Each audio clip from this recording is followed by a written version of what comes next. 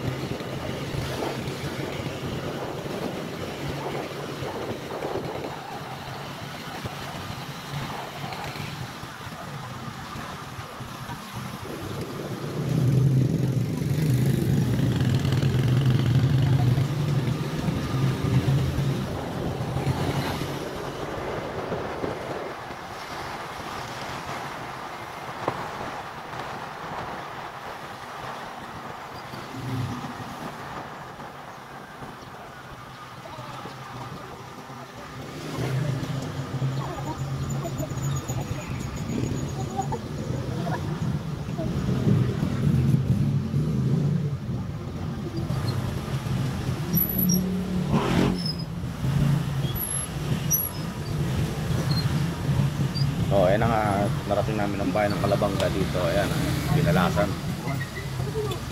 Kinalasan ni Unsay dito sa bayan ng Calabanga. Yan, pa-screenshot lang ng price ng Kinalasinda. So, ayan na po at pina-order ko agad yung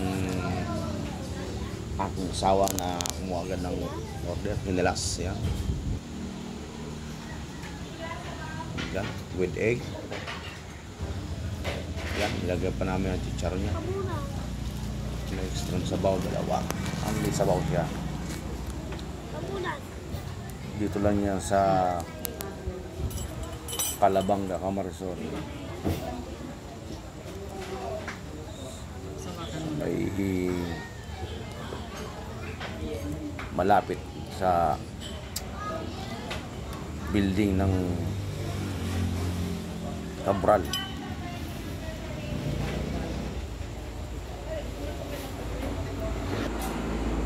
Oh, yan nga po at titimplan natin. Lagyan natin ng kalamansi. Yan. Para medyo may asin. Paminta. Oh, nilagyan ko rin paminta yan.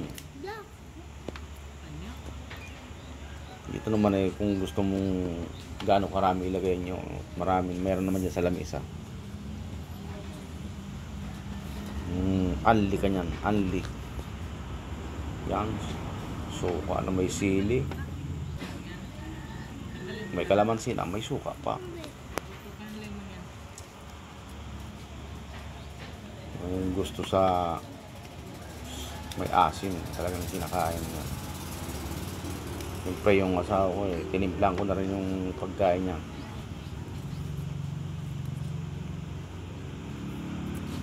O sabay higop. Sarap.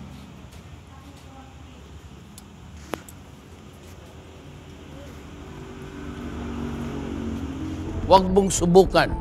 Masisira ang buhay mo.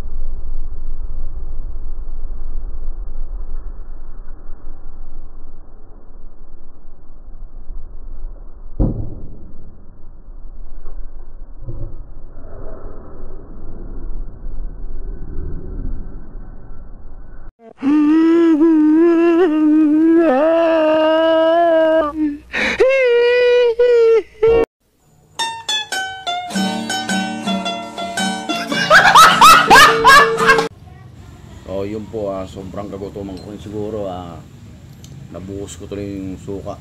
Kaya ang ginawa ko noon tinanggal ko na lang yung kalating sabaw ng tasa at pinalitan ko ng extra sabaw na kasi sobrang asim na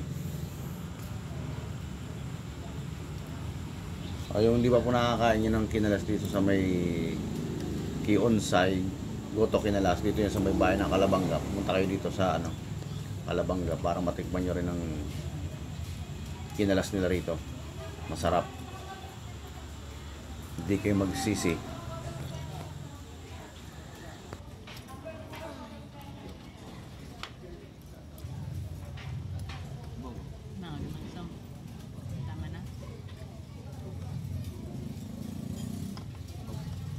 At dito maraming kumakain dito sa may kinalasan ni Unsay.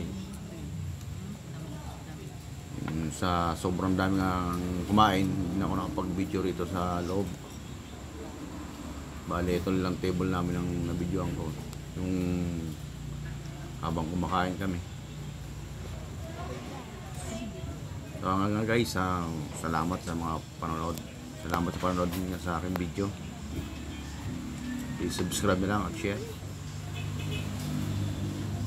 Like nyo na rin guys. Thank you sa panonood.